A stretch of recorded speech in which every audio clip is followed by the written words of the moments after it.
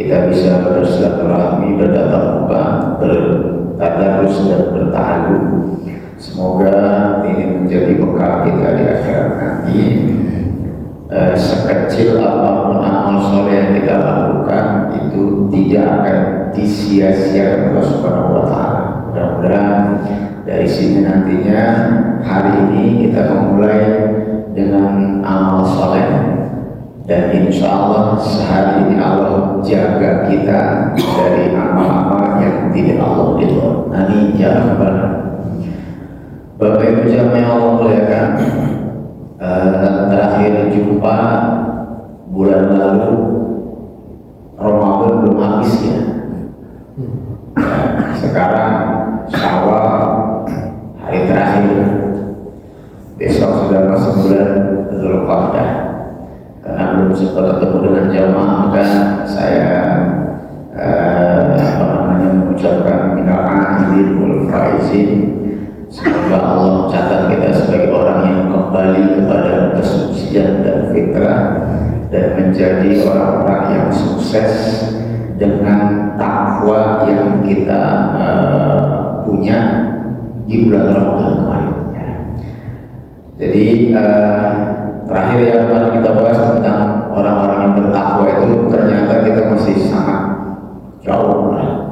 Tapi bukan berarti kita tidak bisa sampai bertahapan itu, dari mulai yang mampu menahan amarah, kemudian berinfak dan dalam kondisi lapang maupun sempit, kemudian senantiasa berbuat muhsin kebaikan. Itu semuanya ciri-ciri orang bertakwa dan memang berat. Maka wajar ketika Allah sampaikan inna akramakum indallahi atqakum. Sungguh orang yang paling mulia di antara kalian di sisiku, kata Allah, adalah orang yang paling bertakwa. Kemarin itu bahasanya, masih ingat ya? Udah ingat, materi sudah saya sampaikan. Baik, hari ini mohon izin juga waktunya agak berubah ke hari Sabtu, biasanya hari Ahad, karena tugas yang besok tidak bisa ditinggalkan. Dan juga tidak sempat bikin materi karena malam, pulang agak malam dan mau ada tamu besar ke kantor saya, jadi harus mau ada KDM ke kantor, jadi nggak biasa lah di segala macam. Jadi besok hari Selasa ada pernikahan di kantor, saksinya beliau. Ya biasa kalau orang besar berdatangan kita, jadi nggak sempat bikin rencana kita di bawah kita.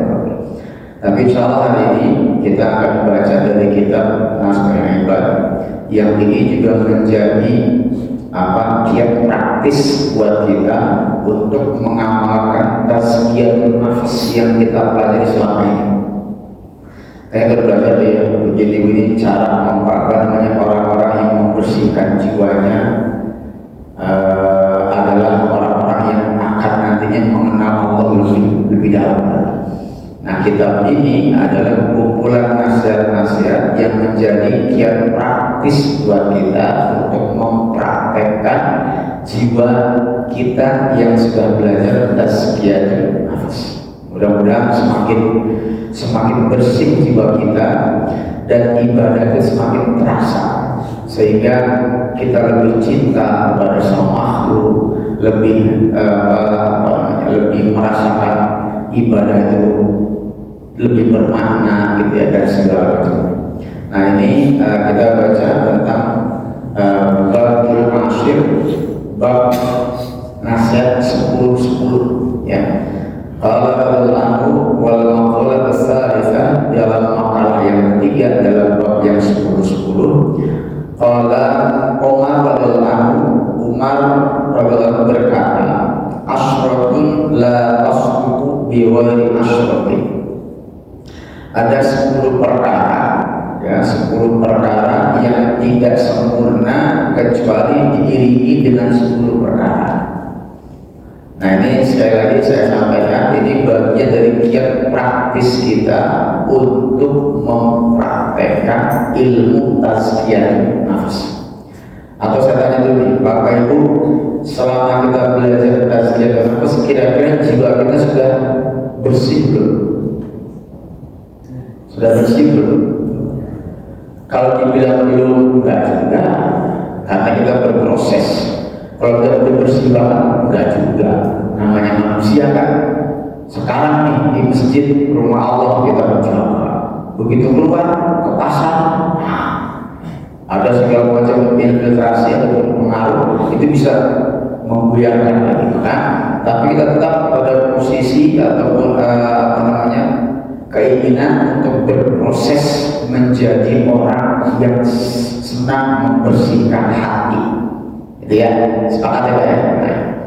Nah, maka di sini ada 10 perkara yang tidak akan sempurna jika tidak ditemani dengan 10 hal lainnya. Yang pertama, la yasluhul aqlu bi ghairi warmi.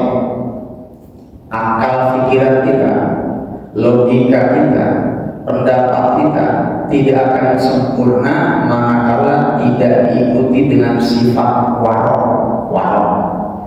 Warok itu Pak, bukan hanya sekedar meninggalkan haram, bukan. Kan kalau takwa itu kita sudah mendengar imtitsal awamirillah.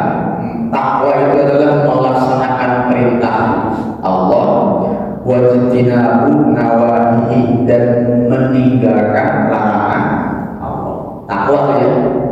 Tapi kalau warok ini adalah posisinya lebih pada meninggalkan yang haram, bahkan sesuatu yang tidak jelas asal usulnya, subhan, itu tinggal. Kalau saya membahasakannya, warok itu adalah hati-hati. Kita udah tahu nih, oh ini haram jelas, tapi seringkali kita tidak hati-hati dengan perkara-perkara yang syubhat. Halal enggak ya? Haram enggak ya? Nah, orang yang warok itu akan meninggalkan sesuatu yang menakutkan, apalagi yang haram.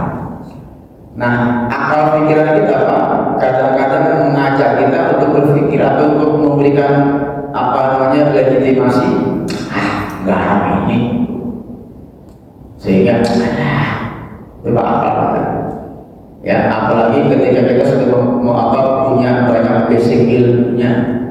Nah, ini yang sering saya sampaikan, kadang-kadang para ustaz, para kiai yang udah tahu itu godaannya lebih besar, karena dia tahu caranya bertaurat, ya Pak, dibandingkan dengan orang-orang yang belum tahu.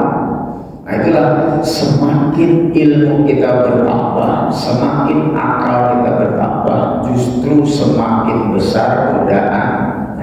Maka ketika akal pikiran kita diiringi dengan sifat warok, hati-hati, takut menyakiti Allah, takut mengkhianati Allah, maka sempurnalah akal pikiran kita. Kita semua punya akal ya, punya pikirannya, punya ilmu, punya. Tapi seringkali kita tergoda dengan syahwat, sehingga yang membenarkan yang tidak benar dan kadang-kadang menyalahkan yang benar. Itulah.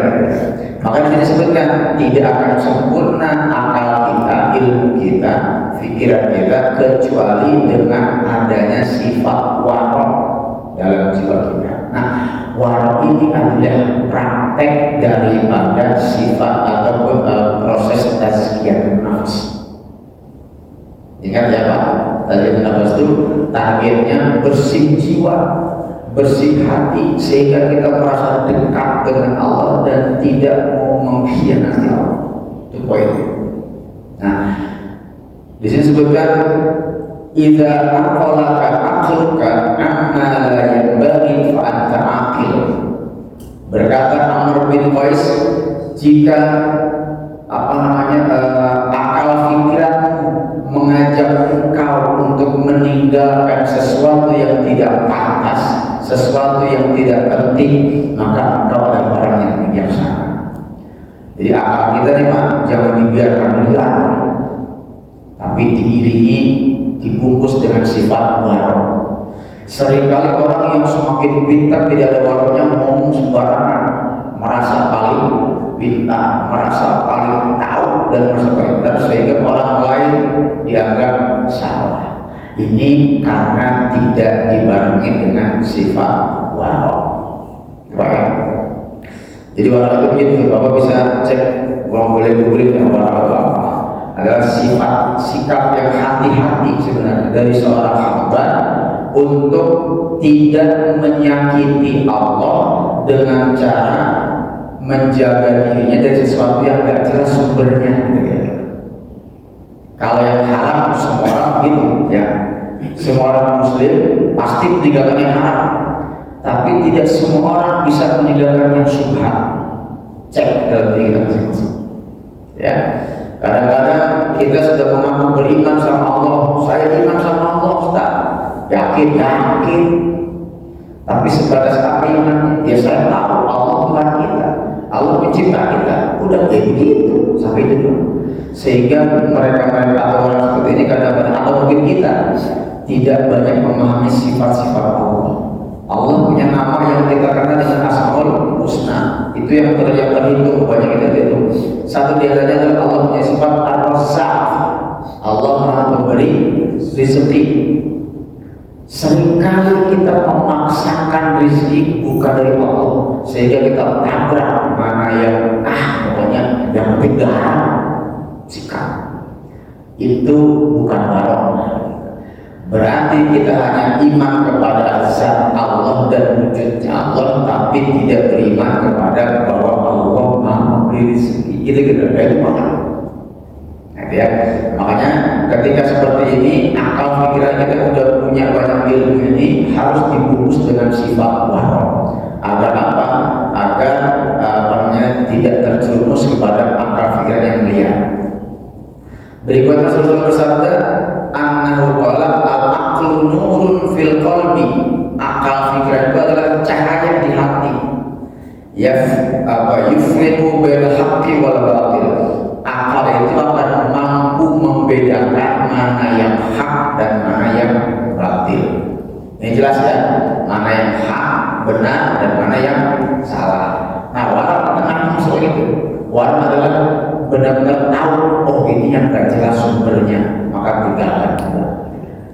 Nah, coba. Jadi maka dari sini kita bungkus akal pikiran kita, ilmu kita dengan sifat waro. Udah belum pakai proses ya? Atau pernah nggak mempraktekkan waro? Sifat waro, hati-hati. Ke istri lah ngomong ini, jadi bisa jadi waro karena dia berhati-hati. Kalau saya omongin, lancar urusannya, gitu kan? Nah, kira-kira. Atau sebaliknya, atau mana? Sikap-sikap seperti itu yang boleh jadi menunjukkan sifat waro. Dan itu adalah bukti praktek dari tazkiyatun nafs. Yang kedua, wal amalu bi ghairi ilmin. Hal yang kedua, tidak sempurna amal soleh kita tanpa adanya ilmu. Ini yang penting, Pak. Tidak sempurna amal soleh kita tanpa adanya ilmu. Kepengen niat sholat, tapi ilmunya nggak tahu. Kepengen membantu orang zakat riwayat, tapi ilmunya tidak cukup. Maka yang pertama kita cari adalah sempurnakan dulu ilmu secara bertahap, kemudian dengan ilmu tadi amalkan sesuai kemampuan kita. Maka Rasulullah bersabda di sini, afdal amal al ilmu billah. Sebaik-baiknya perbuatan amal soleh adalah al ilmu billah. Ilmu tentang Allah atau makrifat Allah itu adalah sebaik-baiknya amal soleh. Kita cuma ngaji gini. Ngaji tujuannya itu apa? Untuk mengetahui sifat Allah lebih dalam lagi. Ya, maka ini termasuk amal soleh yang afdol, yang lebih mulia. Ya, maka ada juga yang mengatakan bahwa belajar satu saat lebih utama daripada sholat sunnah 1000 rakaat. Karena belajar itu untuk mengetahui makrifat kepada Allah SWT itu lebih afdol daripada sholat 1000 rakaat tapi tidak nambah ilmu. Itu kira-kira. Bukan berarti sholat itu bagus ya, bukan. Artinya perbandingan antara ibadah amal soleh dengan ilmu. Akan sempurna amal soleh kita kalau ilmu kita ditambah. Maka tadi itulah arti ini. Kemudian innal ilma yanfa'uka ma'al qalilul amal wa katsir.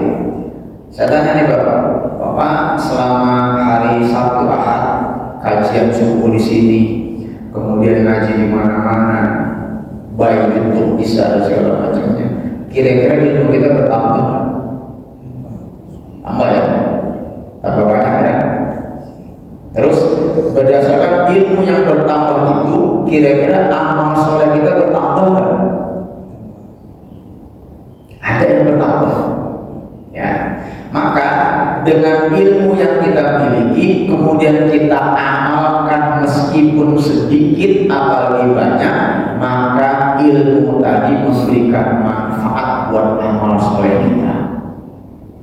Karena ada tadi ya, waman kata Ibnu Ruzan dalam makna sifat itu, waman biwairi ilmin ya'malu a'malu mardudatul la tuqbalu. Siapa orang yang beramal tanpa ilmu, maka amalnya tertolak.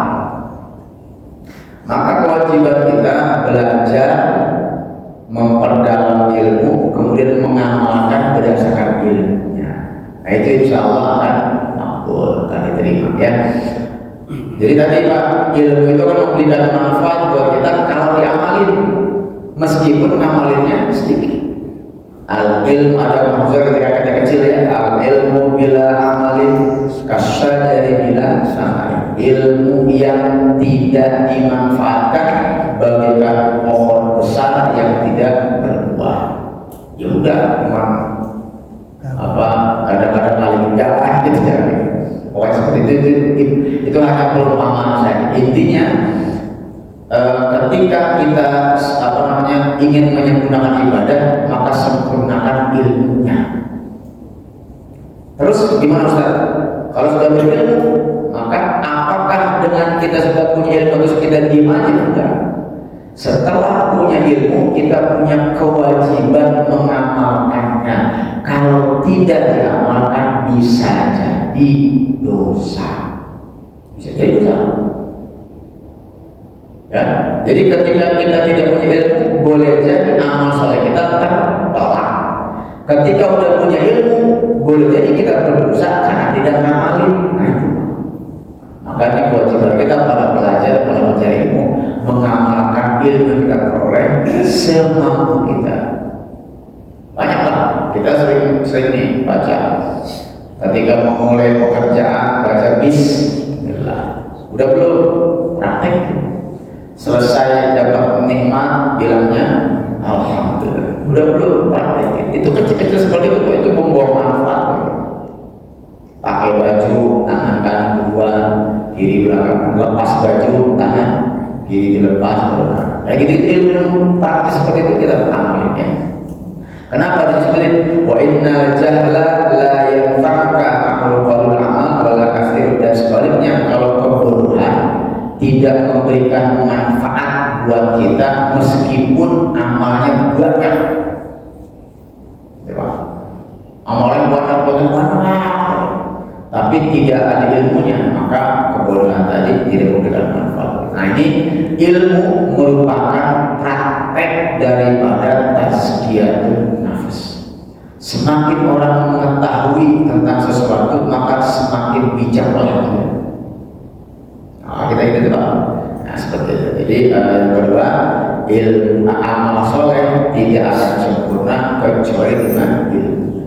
Boleh jadi kemarin sholat kita masih begini, begitu belajar ini kita praktekin, naik tuh, gitu Pak. Jadi amal kita akan sempurna dengan ilmu kita. Berikutnya, walal fawzu bi ghairi khasyatin ay la yasluhu dhafru bil maqlub wa la najatu min al halak bi ghairi khasyatillah. Dan tidaklah sempurna kesuksesan seseorang itu tanpa ada rasa takut kepada Allah.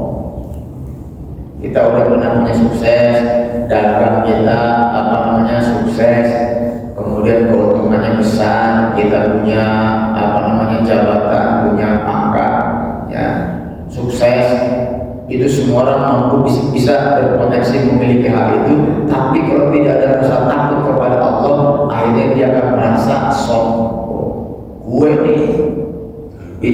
mah gara-gara gua pintar, gara-gara semua akhirnya dinisbatkan dengan kemampuan pribadi, padahal tidak seperti itu.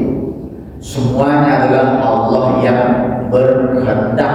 Kesuksesan kita dalam berdagang adalah karunia dari Allah dan segala macam, termasuk mampunya kita melaksanakan puasa Ramadan sebulan penuh sehingga memiliki predikat bertakwa. Sukses nggak tuh? Sukses. Gara-gara siapa? Allah. Tarawihnya full gitu ya, khatam Qurannya 4 kali bulan. Sukses itu. Semua gara-gara Allah. Maka sering nih disampaikan, ketika setiap hari jangan pernah lepas membacakan Allahumma a'inni ala zikrika wa syukrika wa husni ibadah. Ya Allah, bantulah saya untuk senantiasa berzikir kepada Engkau, beribadah kepadamu. Bantulah saya untuk senantiasa bersyukur kepadamu, dan bantulah saya untuk senantiasa membaguskan amal soleh. Insya Allah Pak, itu kita baca, maka amal soleh kita lakukan tidak menjadikan kita sombong. Kenapa? Karena bisanya kita ibadah adalah murni karena taufik Allah Subhanahu wa Ta'ala. Udah begitu Pak ya? Gitu. Jadi insya Allah nantinya ini menjadikan praktis. Rasulullah bersabda, la yadkhulun nar man baqiya min khasyatillah hatta yalijal laban fil dharab. Ini luar biasa ya, tidak akan masuk neraka siapapun orang yang menangis karena takut kepada Allah, takut akan dosa-dosanya, maka ia tidak akan masuk neraka sampai air susu kembali ke puting susu ibunya. Maksudnya apa? Kalau di Quran ada itu ya, tidak akan masuk surga orang yang sifat begini, bahkan sampai otak masuk ke lubang jarum. Ini sebuah perumpamaan yang mustahil. Hatta yalijal jamalu fi samil khiyat, Al-Quran. Ya, orang kafir tidak akan masuk, orang kafir pada dalam sifat tertentu tidak akan pernah masuk surga sampai otak masuk ke lubang jarum. Mungkin kan? Berarti sebuah kemustahilan, mustahil masuk surga. Kalau ini mustahil masuk neraka siapa orang yang menangis karena takut kepada Allah. Nah, pernah nggak Pak kita menangis takut karena Allah? Misalkan ya, mungkin kemarin Ramadan mungkin udah banyak nih Pak saya. Satu saat kita etika gitu kan, malam kemudian ingat dosa-dosa tanpa sadar menangis. Nangis, ya Allah, selama ini saya begini, ibadah saya begini, ya dosa saya begini, ya. Akhirnya nangis karena apa? Maka insya Allah orang seperti ini diharamkan masuk neraka. Kenapa? Karena ada takut kepada Allah. Bapak takut atau enggak kepada Allah? Takut. Takut atau cinta kepada Allah? Cinta. Maka ketika Allah punya sifat yang berdendam, maka kita takut. Tapi ketika Allah punya sifat yang rahmat, di situ kita mencinta, butuh cintanya Allah. Nah, dari sifat dua ini ternyata Allah lebih mengedepankan sifat yang cinta. Ketika kita menangis karena takut kepada Allah, Allah akan antarkan kita ke dalam surga dengan cintanya, bukan dengan kekuasaannya. Gitu, Pak. Jadi pahamilah agama ini dengan cinta, karena Allah mengatur semuanya ini adalah karena cintanya Dia kepada kita.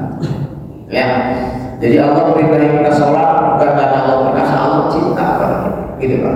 Allah perintahkan kita puasa karena Allah cinta kepada kita, gak pengen kita terjerumus ke sesuatu yang bahaya. Gitu kira-kira. Nah makanya ketika kita memiliki kesuksesan dalam urusan dunia dan akhirat, maka bungkuslah dengan takut kepada Allah. Karena apa? Berapa banyak orang yang sukses akhirnya terjerumus ke dalam sesuatu yang sombong, takabur, ujub, ria, karena tidak ada takut kepada Allah. Berikutnya walas sultan biwari adlin, dan tidak akan sempurna kekuasaan kecuali dengan sifat adil. Pak, kekuasaan, saya tanya bapak nih yang di sini punya kekuasaan apa? Punya kekuasaan apa? Punya ya? Ada nggak yang nggak punya kekuasaan? Ada. Kuasaan kita kepada siapa? Hah? Kepada, kalau RT punya kuasa di lingkungan RT, RW. Kalau kita suami punya kuasa dalam keluarga, istri punya kuasa nggak? Punya kekuasaan. Urusan dapur dan gitu ya, kuasa. Atau setiap orang meskipun kalau yang nikah, kalau yang nggak nikah punya kuasa nggak? Kepada siapa? Punya korban diri sendiri. Bagaimana dia mengarahkan tangan dia, lidah dia, itu kuasa sendiri. Artinya semua orang pasti memiliki kekuasaan dalam lingkup yang kecilnya masing-masing. Maka ketika di sini ada kekuasaan, maka tidak akan sempurna kekuasaan kecuali dengan sifat adil. Ini secara umum ya. Tapi yang maksud di sini adalah kekuasaan dalam bentuk kepemimpinan pemerintah. Ya, tidak akan sempurna kekuasaan tanpa adanya sifat adil.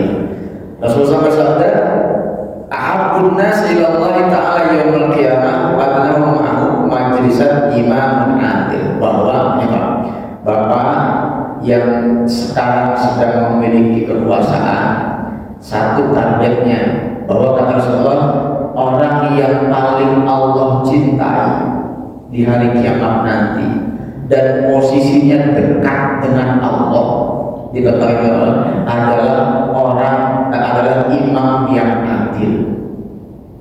Seorang pemimpin yang adil menjaga keadilannya, maka dia telah menyiapkan tempatnya yang mulia di sisi Allah Subhanahu wa taala. Allah bilang seperti itu. Ya, orang yang paling dicintai oleh Allah di akhirat nanti dan posisinya dekat dengan Allah adalah imam yang adil. Maka hari ini Pak, jadilah kita imam yang adil, paling minim imam terhadap diri sendiri. Ya, wa qulna sallallahu ta'ala yaumul qiyamah atau min majzat imam menjadi sebaliknya yang paling dibenci oleh Allah di akhirat nanti dan tempatnya jauh dari Allah adalah imam yang sebaliknya, imam yang zalim. Kata kita, untung saya gak jadi penguasa. Benar gitu kan? Enggak, karena tadi setiap orang adalah pemimpin, minimal memimpin pada diri. Maka janganlah zalim kepada diri kita sendiri. Mana mungkin Ustaz mungkin ketika kita diperintahkan sedekah tidak sedekah, diperintahkan tidak sedekah, itu hakikatnya zalim kepada diri sendiri. Ya, maka ini menjadi milik kita semua nih, kekuasaan yang kita miliki tidak akan sempurna tanpa adanya adil. Satu Pak yang perlu saya sampaikan, dalam Quran itu ada dua lafaz yang maknanya satu tapi beda pemanfaatan. Ada al-adlu, ada al-qism. Maka Allah sebagaimana aqsitu fa innallaha yuhibbul muqsitin. Artinya sama-sama adil. Kalau adil jelas ya, kita udah paham adil adalah artinya adil. Al-qism juga artinya adil. Tapi kata para ulama, ini orang berbeda pendapat. Apakah qism dan adil itu sama? Ada yang bilang sama, dua-duanya adalah adil. Tapi ada yang menarik Pak, ada yang membedakan dari sisi bahasa. Nah, kalau dalam pengadilan demi keadilan itu ya, demi keadilan, pengadilan itu cara utamanya. Kenapa tidak dibilang demi al-qism? Ya dalam bahasa ternyata kalau al-qism itu adalah keadilan yang memberikan kenyamanan buat dua pihak. Qism. Waqsitu innallaha yuhibbul muqsitin. berlaku adil lah, tapi adil yang memberikan kenyamanan buat dua pihak, dua-duanya nerimo. Diputuskan sama hakim, ya udah, ini baik buat saya, ini baik. Itu namanya akis. Tapi kalau adil itu lebih pada kekuasaan si hakim. Ceker, lu terima nggak terima, pokoknya begini, itu adil. Adil adalah sesuatu ya pilihan keadilan, tapi ada pihak yang nggak sepakat sehingga dia naik banding, gitu Pak. Ternyata luar biasa, Allah memilih lafaznya luar biasa. Di Quran ada al-qis, itu ada maknanya. Nah, adil kita bisa adil nggak? Ada ayat ini,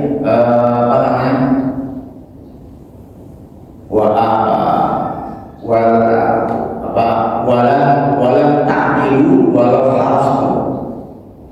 Engkau tidak akan pernah bisa adil meskipun mengusahakannya sekuat tenaga. Walam ta'dilu itu dalam ayat apa? Dalam ayat apa? Fankihu ma qaba lakum minan nisa'i masna wa thulatha wa ruba'. Ayat apa nih Pak? Ayat 6. Wah, apa nih? Apa tentang poligami? Ya, fawaid apa namanya? Ma qaba lakum minan nisa' masna wa thulatha wa ruba'. Fa in khiftum alla ta'dilu fawahidah. Kalau kamu enggak sanggup, takut untuk tidak berbuat adil, maka satu. Walau kalau ayatnya walau ta'dilu walau hasil, dan kau tidak akan pernah bisa adil meskipun mengupayakan. Kenapa? Karena adil itu adalah baik bagi satu pihak, belum tentu baik bagi pihak yang lain. Itu adil. Tapi kalau akis itu dua-duanya oke, baik.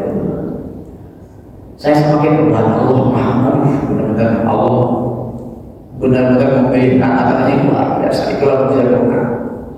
Nah, jadi seperti itu Pak. Nah, itu makanya ketika jadi pemimpin dengan adil, kan berarti kalau begitu keadilan itu tidak selamanya memberikan kenyamanan bagi dua belah pihak, tapi harus emangnya dimenangin karena dia benar gitu.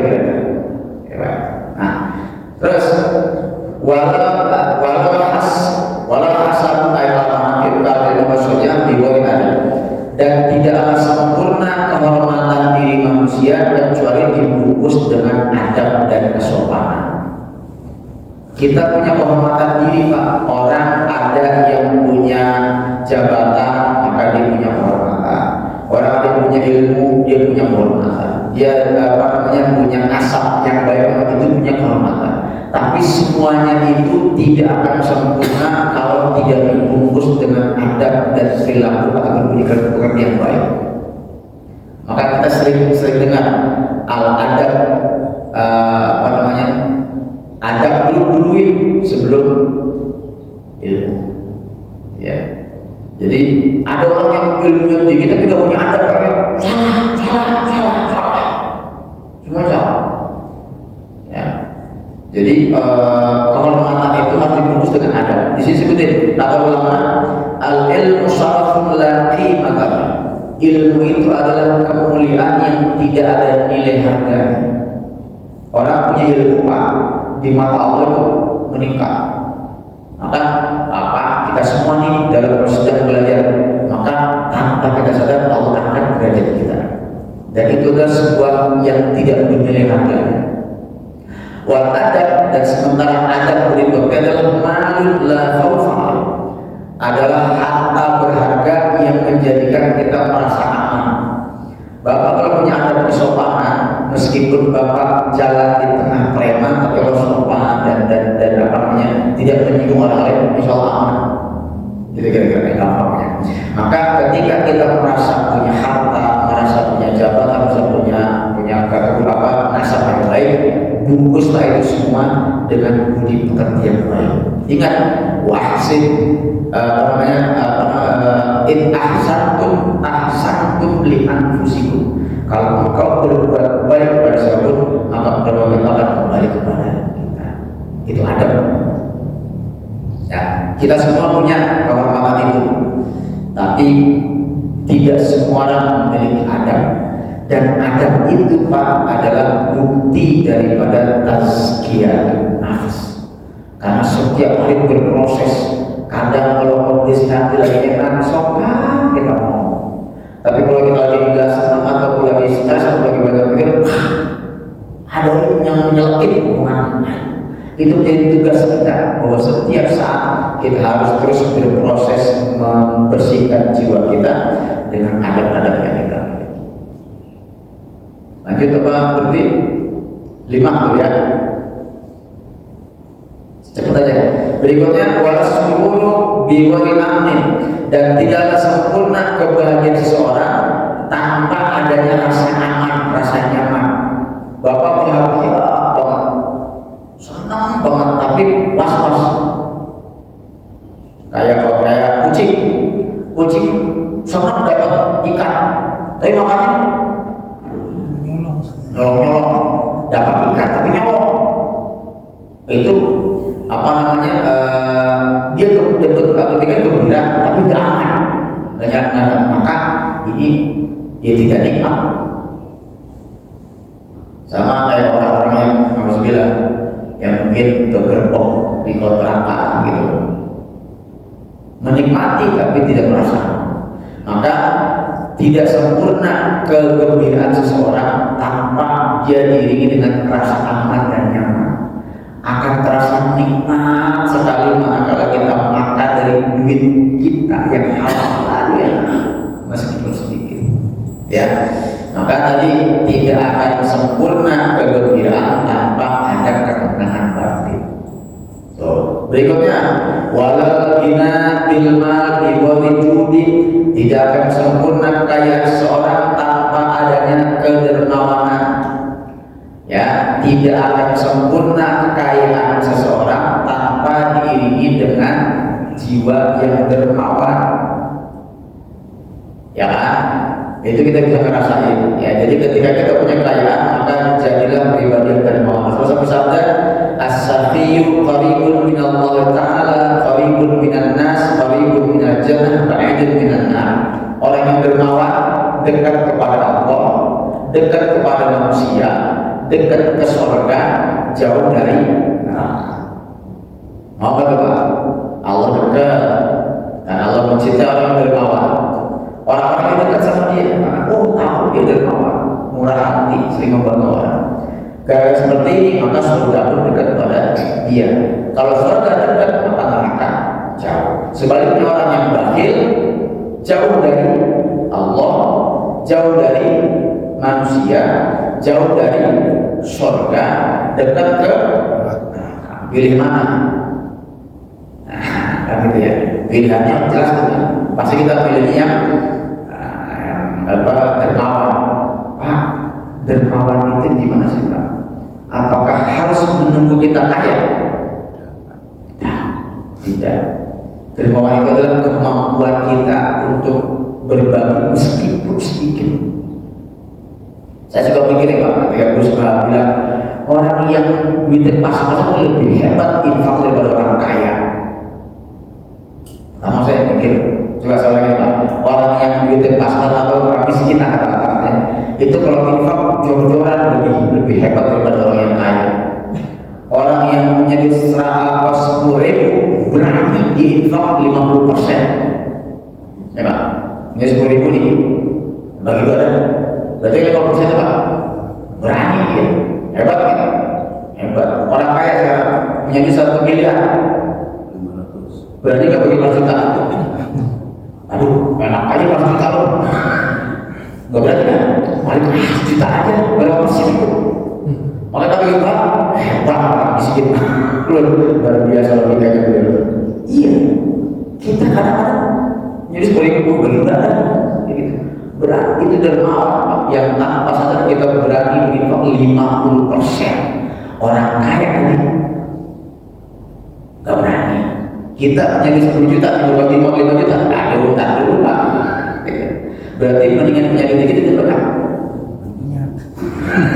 Dengan punya duit banyak tapi tak bisa kumpul. Jangan bikin aja Pak, tak kesal lagi ya. Ya. Nah itu logika-logika sebetulnya. Jadi Allah senang kepada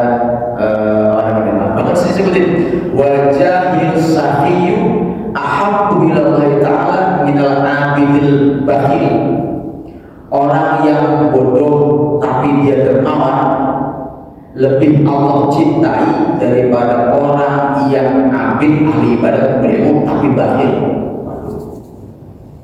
Intinya Allah supaya yang dermawan. Orang yang bodoh, ilmunya sedikit tapi dia dermawan, lebih Allah cintai daripada orang yang berilmu ahli ibadah tapi bakhil. Maka tidak ada kekayaan tanpa dibungkus dengan sifat kedermawanan. Maka bapak yang sudah ahli sedekah akan terasa ketika bisa ngasih, aduh merasa gitu. Ini saya ulang lagi cerita saya dulu. Ketika masih muda, saya tuh kadang-kadang kata guru saya, coba sekali-kali kau rasakan betapa bahagianya kita membantu orang meskipun dengan duit sedikit. Dulu saya masih ngajar privat pak, menjelang Ramadan tadi kasih THR, dapatnya 2.000, sisinan 1.000, saya amplopin 4 amplop, boleh dulu. Terus saya pergi ke pasar Palu di malam takbiran, saya nyari pasar yang sedikit ramai, sepi, kosong, karena orang pada takbiran besok siap-siap mau lebaran. Ada yang masih agak tua, ini harus diterima betapa ketika kita bisa memberi sedikit langsung dipeluk, nangis di sini pak. Saya bukan nangis tapi saya bahagia. Ini orang kan kalau malam takbir masih nangis ya, boleh jadi udah gak punya apa lagi dari kebayang saya. Maka terus setelah itu saya ke guru saya gimana? Rasanya nggak rasa. Ketika kita bisa memberikan kepada orang itu nikmat sih, tidak terbayangkan. 25.000 yang kita kasih ke dia di peluk saya luar biasa. Oh ini tong, semoga sehat berkah. Nangis pulang sama nikmat, padahal cuma kasih 25.000, tapi nikmat sini kalau lebih dari 25. Itu apa rasanya orang yang berdoa? Maka silakan coba. Itu juga bukti dari tazkiyah manusia. Kita lagi pak, walau fakru biwali qanaah, tidaklah sempurna kemiskinan yang kita miliki tanpa adanya qanaah, sifat qanaah puas. Kadang-kadang suatu saat kita merasakan kondisi ekonomi yang menurun, maka kemiskinan itu tidak akan terasa nikmat kalau tidak ada rasa kepuasan. Ya Allah, saya terima. Itu kira-kira. Ya. Maka ketika kita satu saat merasakan kefakiran, maka bungkuslah dengan rasa qanaah. Kun warna takut kepada nas, kata Rasulullah SAW, jadilah engkau orang yang warok hati-hati.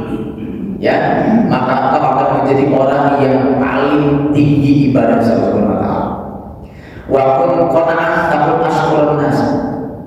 Jadilah orang yang puas qanaah, maka engkau akan menjadi orang yang paling bersyukur. Dianggap orang yang bersyukur, alhamdulillah. Sehingga dia dianggap orang yang bersyukur. Gitu ya. Wa haqqul wa ahibbatin nasi ma tuhibbu nafsika takun mu'minan. Maka dan cintailah orang lain sebagaimana engkau mencintai dirimu sendiri, maka engkau akan jadi mukmin sejati. Apa kata Rasulullah? La yu'min ahadukum, tidak sempurna iman seorang hatta yuhibba li akhihi, sampai yang mampu mencintai saudaranya sebagaimana mencintai dirinya sendiri. Ini mudah apa berat? Berat. Kita mudah mencapai tapi berat. Kadang-kadang kita masih pilih-pilih. Hanya tidak tuh kita. Padahal kata Rasulullah, cinta ini seperti kau menjadi muslim dan itu kita, itu proses kita, proses menuju kesempurnaan, ya. Terus apalagi tidak walaupun diwali tawadhu, dan tidak sempurna tingginya derajat seseorang tanpa adanya tawadhu, sifat rendah hati. Satu saat kita nih di momen tertentu diangkat orang, hebat ini bisa jadi imam, hebat ini bisa baca doa, itu pak. Tapi misalnya jiwa kita tawadhu, ya ingat tawadhu, ya rendah hati, alhamdulillah ini terhadap Allah, saya belajar ini gitu. Dan itu apa yang kita masing-masing ya, tugas kita masing-masing. Terakhir, wala jihadu bi wali taufiq, dan tidaklah sempurna jihad kita, usaha kita untuk beribadah dalam agama tanpa adanya taufik dari Allah Subhanahu wa taala. Kalau ini haknya Allah, ya. Kita tidak akan mampu bersemangat dalam urusan agama kecuali Allah memberikan taufik kepada kita. Taufik apa? Taufik artinya Allah berikan jalan kemudahan. Kita bisa ngaji begini Pak. Ini bentuk jihad kita nih, bersungguh-sungguh dalam agama. Kita bisa di sini karena Allah memberikan taufik kepada kita, diberikan kemudahan, diberikan jalan, diberikan kesempatan, kesehatan, taufik Allah. Ya makanya sempurnakan apa wabillahi taufiq wal hidayah. Artinya kembali beliau taufik juga. Hidayah itu petunjuk, orang tahu itu jalannya, tapi nggak semua orang tahu sana. Betul Pak? Antara aja dia dapat petunjuk, tapi tidak dapat taufik. Betul Pak? Saya tahu ada pengajian, antara aja nanti aja Pak. Dapat petunjuk, tahu ada pengajian, tapi nggak sempat hadir, dia belum mendapatkan taufik. Ketika kita udah nyampe di sini, maka kita hidayah dapat, taufik juga. Maka bersyukurlah ketika ibadah kita yang sungguh-sungguh ini Allah berikan terus taufiknya, sehingga ibadah kita terasa nikmat segala nikmat. Itu karena Allah Subhanahu. Ini adalah haknya Allah Subhanahu wa taala. Terakhir, soal jihad terbesar kita adalah afdhalul jihad an tujahida nafsaka wa hawaka fi dzatika. Jihad terbesar kita adalah jihad melawan hawa nafsu kita, dan hawa nafsu itulah yang menjadi musuh kita dalam bertazkiyatun nafs. Saudara, selesai 10 ya. Bisa dudukkan. Pertama, tidak sempurna akal tanpa adanya warok. Yang kedua, tidak sempurnanya amal soleh tanpa dibungkus dengan ilmu. Yang ketiga, tidak sempurna kesuksesan tanpa adanya rasa takut kepada Allah. Yang keempat, tidak sempurna kekuasaan tanpa adanya sifat adil. 5, tidak sempurna kehormatan diri kita tanpa dibungkus dengan adab dan perilaku yang baik. 6, tidak sempurna kegembiraan kita kalau tidak adanya rasa nyaman di hati. 7, tidak sempurna kekayaan tanpa adanya sifat dermawan. Ya. Yang ke-8, tidak sempurna kefakiran kita tanpa adanya rasa qanaah, puas hati. 9, tidak sempurna peningkatan derajat kita tanpa adanya rasa tawadhu, rendah hati. 10, tidak sempurna usaha sungguh-sungguh kita, ujian kita di jalan Allah tanpa adanya taufik Allah Subhanahu wa taala. Mudah-mudahan ini 10 kiat praktis buat kita semua dalam rangka berproses membersihkan jiwa dan batin kita. Semoga Allah merahmati kita semua. Amin ya rabbal alamin. Cukup ya? Tidak usah bertanya ya. Ini semua nasihat kita semua. Mudah-mudahan secara pribadi saya merasakan setelah mengaji tadi Pak, rasanya itu batin ternikmat, gitu. Rasa dekat menurut Bapak Ibu juga merasa seperti itu, sehingga kita bisa semakin kenal siapa Allah yang kita menyembah. Insya Allah nantinya pancaran nur Allah pun mengalir bagi kita selama hidup kita, sehingga terbuka jalannya. Oh ini yang gak benar, ini yang benar. Insya Allah mudah-mudahan Allah bersihkan jiwa kita semua. Allah pilih kita sebagai hamba-hamba yang terbaik, sehingga nanti pantas kita dipanggil dengan ya ayyatuhan nafsul mutmainnah, wahai jiwa-jiwa yang tenang, irji'i ila rabbiki radiyatan mardiyyah. Pulang sini, kembali kepada aku karena aku ridho dan kau ridho. Fadkhuli fi ibadi, masuklah ke dalam hamba-hambaku, wadkhuli dan masuklah surga. Nah, itulah kesuksesan yang paling berat. Demikian Al-Fatihah. A'udzubillahi minasyaitonir rajim. Bismillahirrahmanirrahim.